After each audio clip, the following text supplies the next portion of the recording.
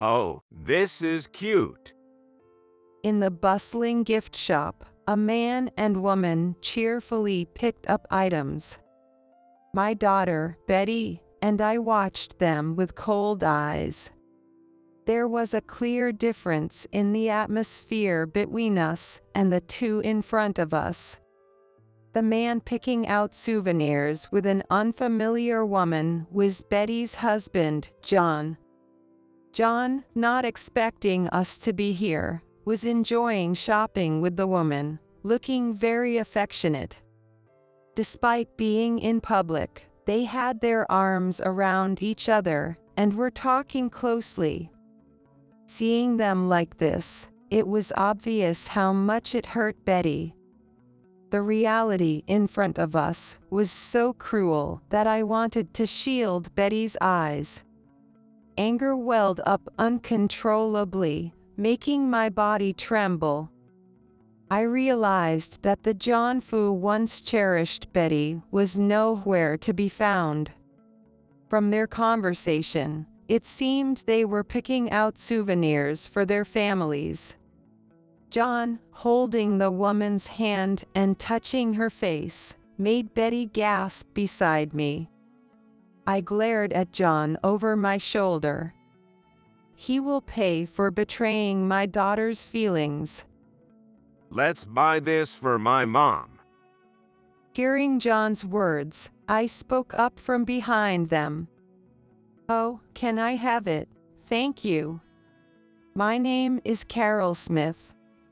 I got married and had a child named Betty, who grew up healthy and strong.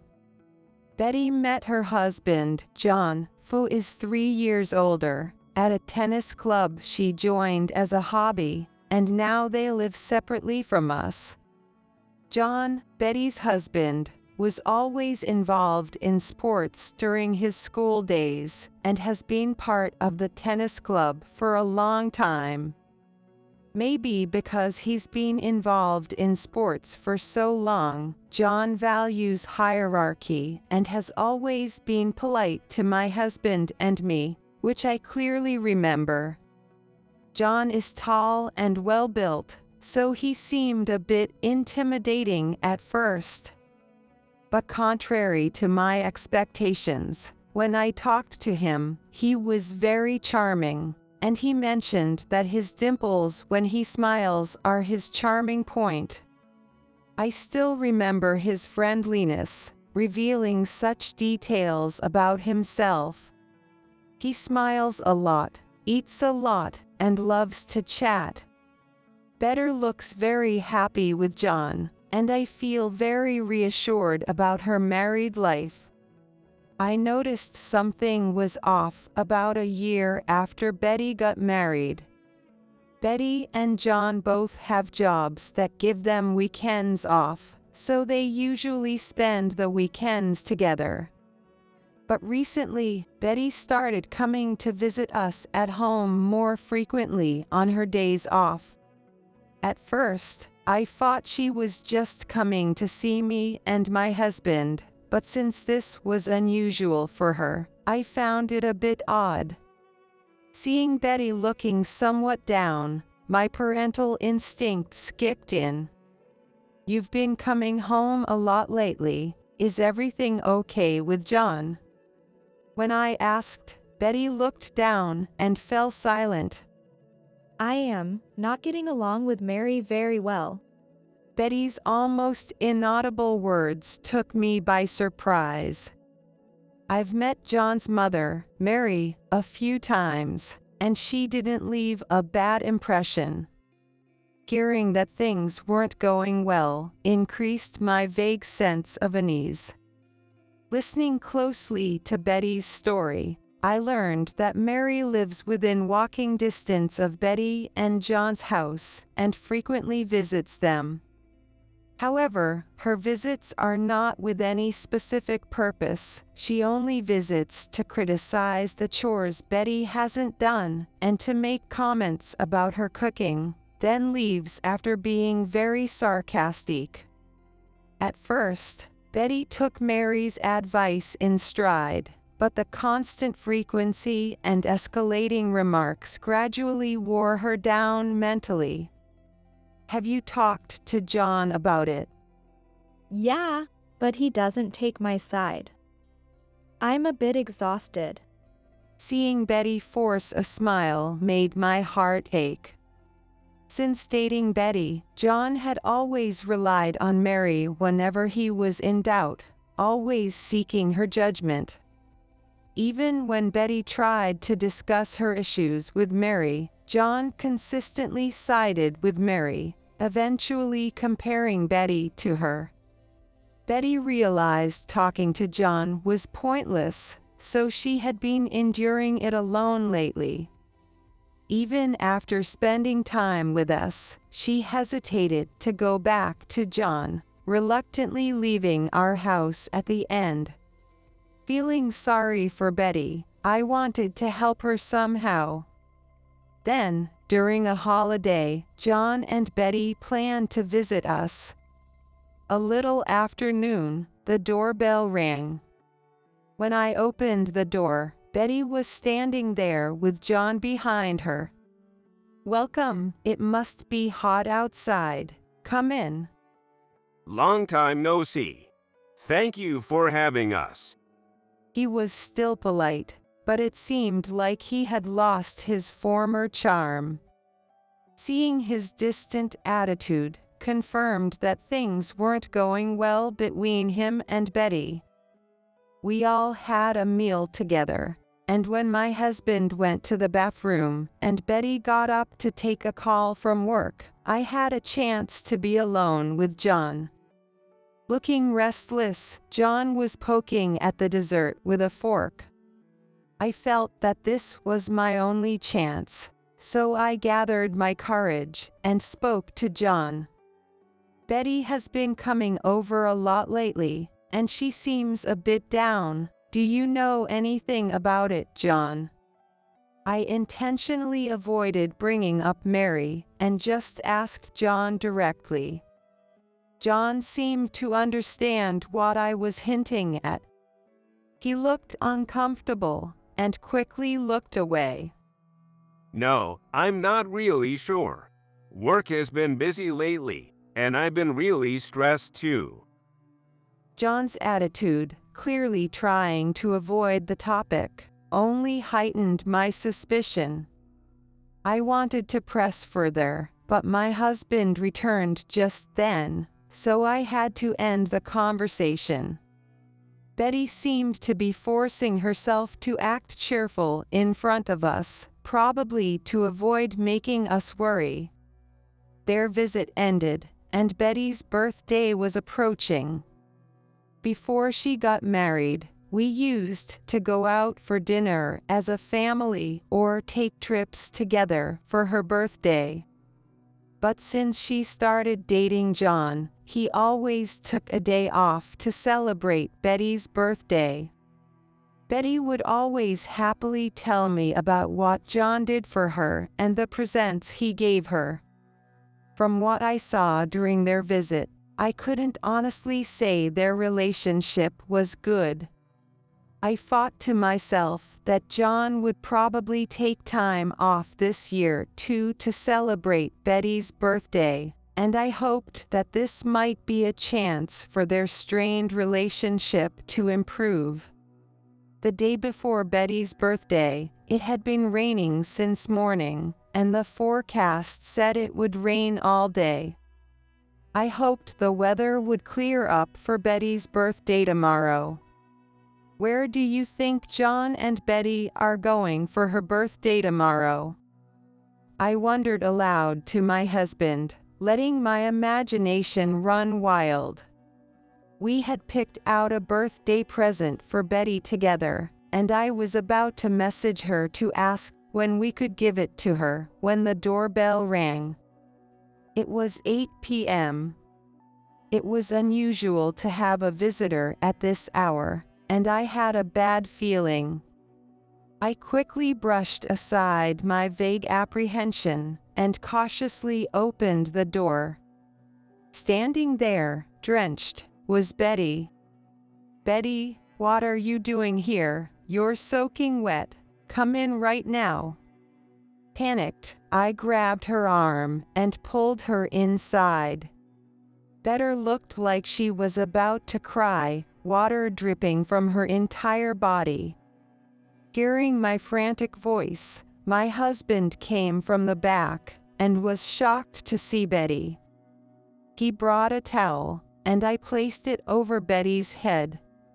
Though it was hard to tell through the rain, she had been crying. Seeing her shoulders shaking with sobs, I gently wiped her head with the towel. I immediately sensed that something had happened with John. After drying her off, I urged Betty to take a shower. I was eager to hear what had happened, but warming her rain-soaked body came first. Betty obediently took a bath, and 15 minutes later, she appeared in the living room looking a bit more composed. Seeing her a bit calm gave me some relief. What made her cry so much? But a bad feeling still lingered. Sorry for worrying you. I left the house in a hurry and forgot my umbrella. What happened? If you can, I'd like you to talk to me about it. I handed her a cup of coffee and waited for her to speak. Betty began to talk hesitantly. Before coming here today, Betty had asked John about their plans for tomorrow. John seemed to have no idea what she was talking about at first. Feeling uneasy about his reaction, Betty casually mentioned her birthday, and John suddenly remembered and said he had work. I have important work. Don't bother me. When Betty pressed him, feeling frustrated, he said it harshly. He then continued to make sarcastic remarks, eventually telling her that he had no intention of celebrating her birthday anymore. Forgetting her birthday, which he had celebrated every year, coupled with John's intimidating attitude, was too much for her to bear. The accumulated stress from everything became too much for her to endure, and she finally couldn't take it anymore, so she ran out of the house. She spoke haltingly, struggling to get the words out as she explained what had happened. Betty had always felt that her birthdays were special, and up until last year, she believed that John felt the same way.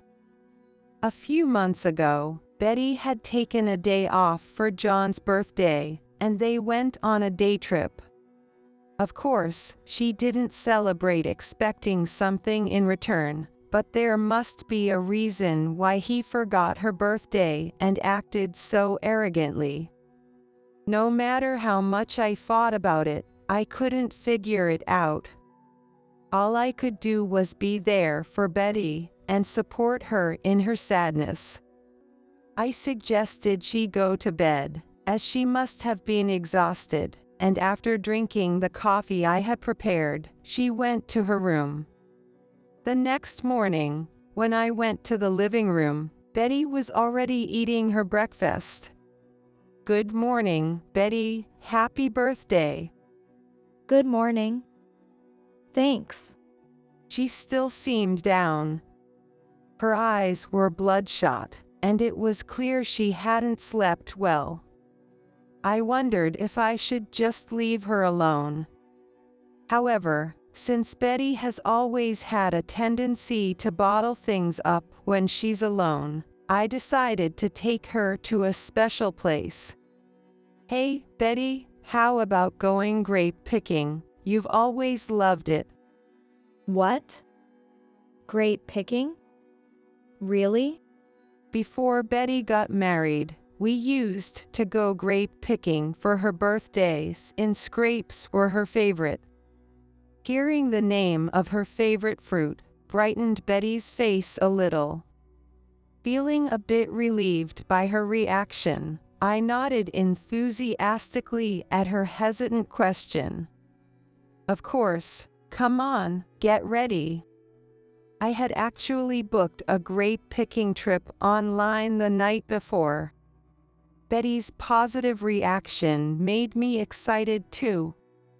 After we finished getting ready, we headed out to the venue. The vineyard, where we could pick grapes, was about 30 minutes by car from our house, and I had chosen the highest rated place based on reviews yesterday. Even though it was a weekday, it was bustling with people, proving its popularity. Betty and I quickly finished the registration and moved to the area where the grapes were growing. Sunlight streamed through the dense grape leaves, creating a beautiful dappled effect on the ground. The clusters of grapes hanging above us were fresh and beautiful. There were light green shine muscats, translucent purple grapes, and deep dark blue grapes. Though they were all grapes, the variety was astonishing, and we were both dazzled by the sparkling scenery before us. The fresh scent of the fruit tickled our noses next. I couldn't help but take a deep breath, savoring the fruity aroma.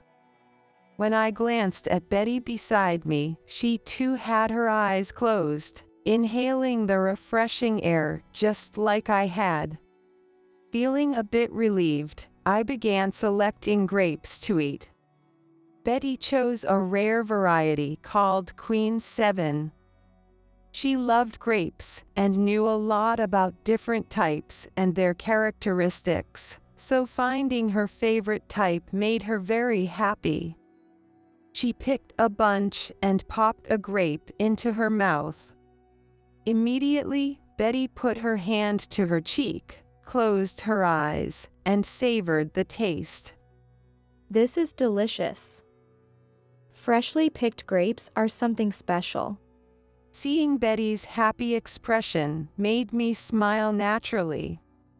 After Betty finished eating her grapes, she helped me choose mine. She vividly explained the characteristics and flavors of the different grapes she knew. Matching my preferences with the available grapes, I chose this Shine Muscat. The characteristic muscat aroma was appetizing, and I popped a grape into my mouth. The sweet, juicy fruit made me react just like Betty did. You're right. It's really delicious. Betty looked pleased with my words and suggested that we look around for more grapes. I happily agreed, and we continued exploring the vineyard. The vineyard had a wide variety of grapes, which was prominently highlighted on their website as their main attraction. From small, common grapes to large ones. There were beautifully round grapes and unusually elongated ones. There were many varieties not typically seen in supermarkets, and Betty curiously observed them from different angles. Seeing Betty so engrossed, I felt relieved that bringing her grape picking was a good idea. How much time had passed, I wondered. Suddenly concerned about the time, I looked around and noticed that Betty wasn't beside me. It seemed we had both gotten so absorbed that we had separated. I scanned the area and saw Betty a bit farther away, intently examining the grapes. She was looking up and didn't seem to realize that she had drifted away from me. Since it had been a while since our last grape-picking outing, I decided to let her enjoy herself a bit longer before calling out to her. Then, I noticed a couple making a commotion just behind me. While observing the grapes, I overheard their conversation. It seemed the tall man had hit his head on the grape trellis. That moment brought back an old memory. It was the day after Betty and John got engaged, when both families went out for dinner. The restaurant they chose was an old, traditional place, and John, who is nearly 6 feet 3 inches, hit his head on the entrance. Oh, being tall can be such a hassle sometimes. I recalled John's reaction as he winced in pain, and Betty's face as she laughed while still looking worried. This memory made me smile. Then, I heard the same phrase and voice, and I turned around instinctively. Right then, I was too shocked to move. People bumped into me as they passed, but I was too focused on the person ahead to care. There, enjoying grape picking with an unfamiliar woman, was John. At first, I thought I must be mistaken, but then I realized the voice I heard earlier sounded just like him. I hadn't considered the possibility of John being here, so I didn't recognize the voice immediately, but seeing his face made it real. Sweat began to form in my clenched palms. John hadn't noticed me, so I quietly moved closer, trying not to be seen. I wanted to believe that this man was someone other than John. But when I saw the dimples in his smile directed at the woman, my faint hope faded. The face of John, who once told me with a childlike grin that his dimples were his charm point, now seemed to be painted black. The woman beside John looked about 2 or 3 years younger than Betty, much shorter, with about a foot difference in height. Her cute, fluffy dress and trendy curled hair made her seem even younger. Betty, at about 5 feet 7 inches, is tall for a woman, so she and John don't have a significant height difference. She also prefers pants to skirts, likely because of her height, making her the complete opposite of the woman with John now. I think people mistake us for siblings because of the small height difference. Betty had once said, a bit sadly, which made the scene before me even more distasteful. Had I not known John, I might have thought they were a perfect couple. People around them probably thought the same, as they looked quite happy together. John and the woman were feeding each other and getting extremely close, not acting like mere friends at all. Most importantly, John had told Betty he had work yesterday. Unable to comprehend the situation, I just stared at John and the woman. Then John bent down and kissed her. I shuddered at that moment. Seeing John, who had canceled plans with Betty for her cherished birthday to spend it with another woman so publicly, filled me with growing anger. When I looked at where Betty had been, I saw her walking away with her back to me. I took out my phone from my bag and snapped a photo of John and the woman, who were arm in arm. I gripped my phone tightly after taking the picture. Glaring at John from a distance as he flirted with the woman, I then set out to find Betty. I found her shortly after. Seeing Betty so happy and satisfied made me hesitate to tell her about John. But I couldn't forgive John for betraying Betty while acting as if nothing was wrong. I couldn't just let it go. Betty, listen to me and try not to be shocked. I saw John earlier. What? John? No way. He's at work. You must be mistaken. Betty insisted, but I kept looking at the photo on my phone. Betty wouldn't believe it unless she saw it with her own eyes. It was painful to be in a situation where I knew showing Betty the pictures would hurt her, but I wouldn't be believed otherwise. But I felt that this was the only way for her to accept the reality. So I resolutely showed Betty the photo of John and the woman. Her eyes widened as she looked at the screen, and then tears began to well up in her big eyes. No way. Why? Despite the bustling vineyard, an eerie silence surrounded us. Supporting the now weak Betty, I led her to a quiet spot, and we sat down on a bench together. I wasn't sure whether to tell you, sorry, especially on your birthday. No, I'm glad you told me.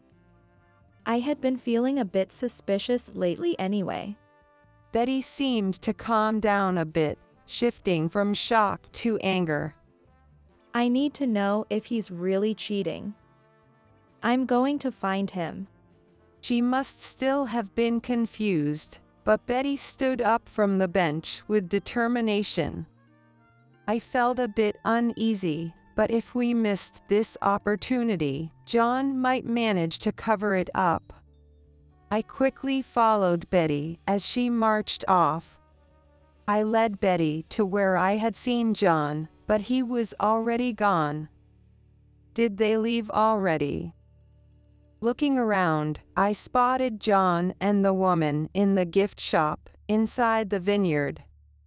I quickly told Betty, and we entered the store. John and the woman were looking at grape keychains and talking. As we got close enough to hear, we learned that the woman's name was Ashley. Oh, this is cute. Let's get this for my mom. You're right, it's adorable. She'll love it. Hearing this conversation, Betty and I exchanged angry looks. Before Betty could say anything, I approached them and spoke first. Oh, what a cute gift. Thank you so much. John and Ashley, lost in their own world, jumped when I suddenly spoke to them. John turned around and froze when he saw me. Well, Of course, Ashley must have thought a stranger was talking to her. John tried to escape, but seeing Betty behind me, he couldn't move. Nice to meet you. I'm Betty, John's wife. Betty smiled, but her eyes showed no warmth. And I'm Betty's mother, in other words, John's mother-in-law. At this, Ashley looked up at John in disbelief. what's going on? From her reaction, it was clear Ashley had no idea John was married. John just stood there, flustered and unable to say anything. What is your relationship with John? I'm dating John.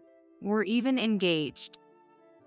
Ashley and John had met online and developed a relationship from there. John had never mentioned being married, and he never wore a ring or gave any indication that he was. Betty and I were speechless, listening to Ashley's low voice. He's married, but hid it, and even got engaged to another woman. I've already told my parents. We're engaged. What are you thinking? I won't forgive you. I'll sue you. Ashley, more furious than us, confronted John, her voice echoing through the store.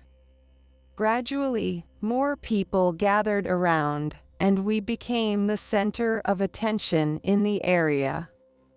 John, you lied about having work, and you're cheating. Betty murmured to John, and Ashley, who had been confronting John, turned quickly to Betty and apologized. I'm so sorry.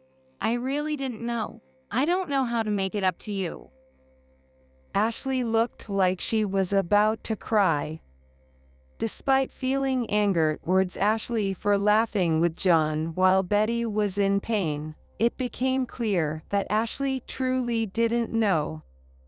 Ashley continued to apologize to Betty, and I started to feel sorry for her too. Ashley had been deceived just like Betty. Her sincere response showed she was a decent person. No, you're a victim too. Betty seemed confused, but she knew it wasn't right to direct her anger at Ashley, who knew nothing.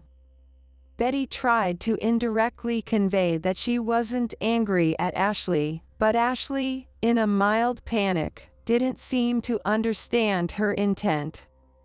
I did something terrible without knowing about you, Betty. This is an affair, right? Should I pay compensation? Ashley vaguely knew that cheating was wrong but didn't know what to do. Desperate to make amends, she even mentioned compensation. Surprised by the extreme suggestion, Betty gently placed her hand on Ashley's shoulder. Please calm down. No need for compensation. Soothed by Betty's gentle words, Ashley started to calm down. Overwhelmed with emotion, Betty turned to John, who looked disoriented, and spoke harshly.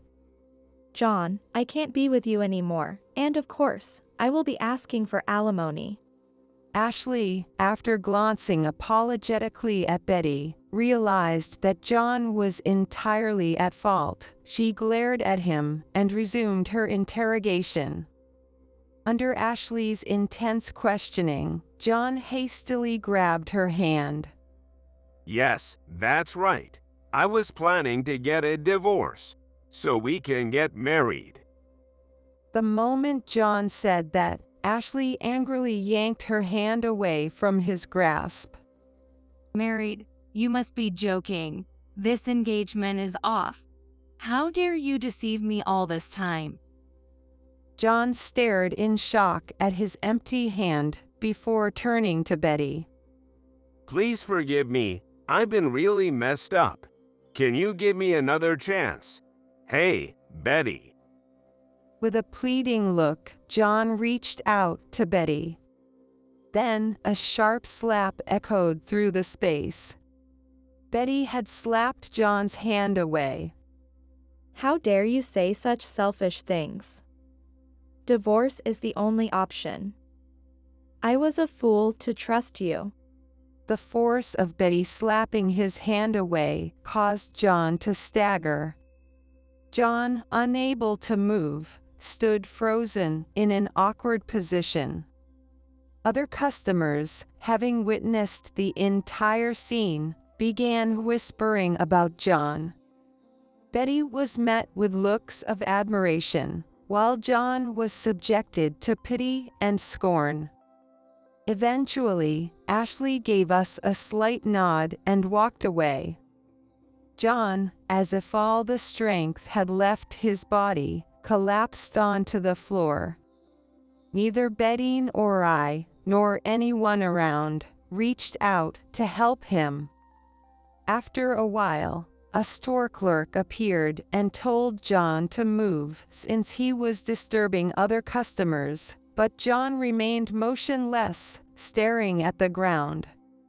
A male clerk reluctantly helped John to his feet and led him to the office, practically dragging him. The sight of an adult being dragged by a store clerk was pitiful, and people around us snickered at John.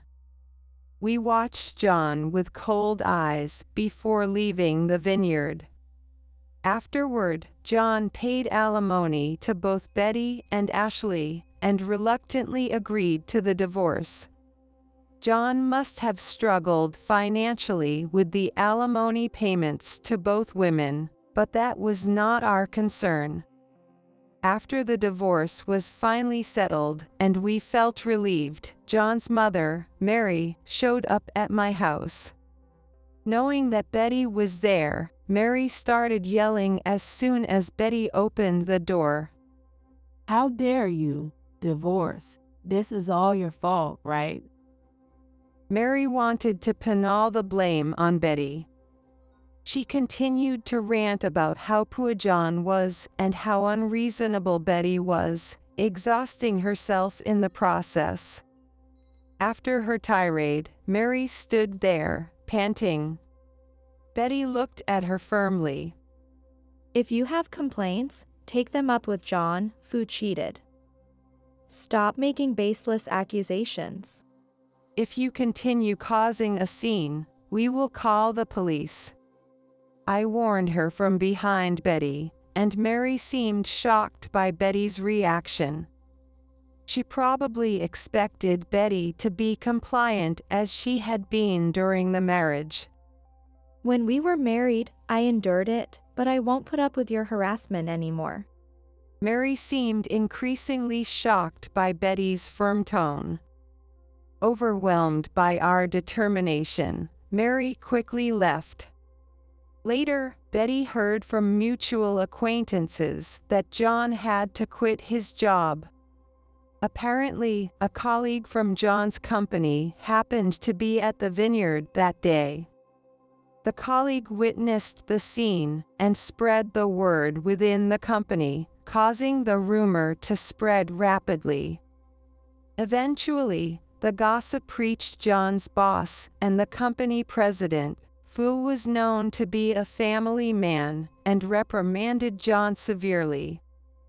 Being reprimanded was bad enough, but the rumors didn't stop. John ended up with the label of being the guy who took a day off on his wife's birthday to go grape picking with his mistress.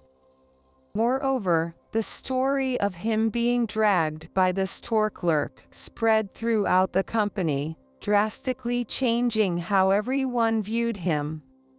John, who had been diligent and had opportunities for promotion, found himself ostracized and ultimately chose to resign. According to mutual acquaintances, after John resigned, he and Mary struggled financially, sold their house, and ended up living in a run-down apartment, depleting their savings. John's father had passed away from illness a few years before John married Betty, and without a job or assets, life was indeed hard for John and his elderly mother, Mary. Neither Betty or I felt any sympathy for them as she recounted the story calmly. Honestly, it felt like they were getting what they deserved. Betty returned to her parents' home less than a month after the divorce, but at first, she seemed like a shell of herself. The divorce went through smoothly, but the pain of being betrayed by someone she loved was unimaginable. Thinking about Betty's state, I couldn't feel any sympathy for John. My husband and I did our best to support and encourage Betty, and little by little, she started to regain her former brightness. About 6 months after Betty's divorce, I was invited to a friend's house whom I had met through a hobby class. When I heard the address, I realized it was very close to the apartment where John and Mary lived. Knowing this made me reluctant to go, but I decided that even if I ran into them, I could just ignore them. I went to my friend's house and had a wonderful time, but on my way back in the evening, I saw a soup kitchen at a park. Since there are no parks near my house, it was the first time I had seen one. My eyes were drawn to the unusual sight. Then I saw John and Mary among the people there. I thought I must be mistaken and looked again, but it was definitely them. They wore tattered shirts and torn pants, their hair was messy, and their faces were dirty. John looked lifeless and much older than his years. I was so shocked by the drastic change that I paused, but I reminded myself that it was his own doing. I glanced at John and Mary eating at the soup kitchen without expression and continued on my way home. When I got home, I found Betty and my husband chatting animatedly in the living room. "Hi, what's going on? What are you talking about?"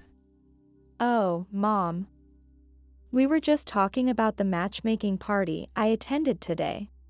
Time really does heal, and Betty had gradually come to terms with things and was now seeking new relationships. I debated whether to tell them about seeing John and Mary, but decided against it.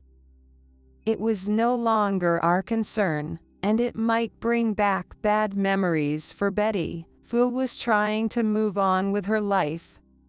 Seeing Betty happily talk about the man she met at the party, I sincerely hoped her smile would last forever.